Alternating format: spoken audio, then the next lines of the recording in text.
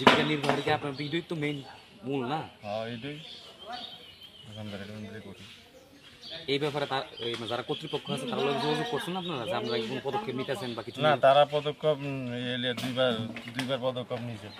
এ মাঝখানে বাস টাস দিয়া ইয়েটিয়া করছে, করানোর পরে আবার ফ্যান আয়া সব পালাই দিছে। এখন আবার নতুন গিরা লেবার টেবার জোগাড় করতেছে। তারপরে বরক বাস প্রচুর বরক বাস আজকে আসবো, বানাইলে কালকে আসবো।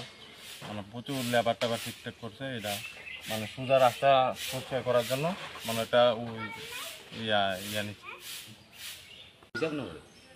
এরকম যদি না, তবে উদ্যোগ নেওয়ার চেষ্টা এখানে এরকম না যে কিছু চেষ্টা করছে না, কিন্তু যেই পরিমাণে চেষ্টা করা প্রয়োজন সেই পরিমাণে হয়েছে না। অনেক কিছু চেষ্টা হয়েছে সমিতির থেকে, কিন্তু এখনো বড় মাপের চেষ্টা করতে হবে। উপর লেভেল থেকে সরকার এটা সহযোগিতা, এটা একটা পাবলিক সমবায় সমিতি যথেষ্ট চেষ্টা করছে এখানে সাফ করার জন্য, কিন্তু তো ওনার একলা ক্ষমতা হয়েছে না এটা পরিষ্কার রাখার জন্য। এখন সরকার এটা উদ্যোগ না নিলে এটা কিছু করা যাবে না। এখন সরকার নিতে হবে উদ্যোগ। এখন সমিতি কিছু করেনি তা না, অনেক চেষ্টা করছে, কিন্তু কচুরিপানা এতটা হয়ে গেছে বেশি, কিন্তু এখানে সমিতি আমাদের সমবায় সমিতি পক্ষে একা এটা পরিষ্কার রাখা সম্ভব না।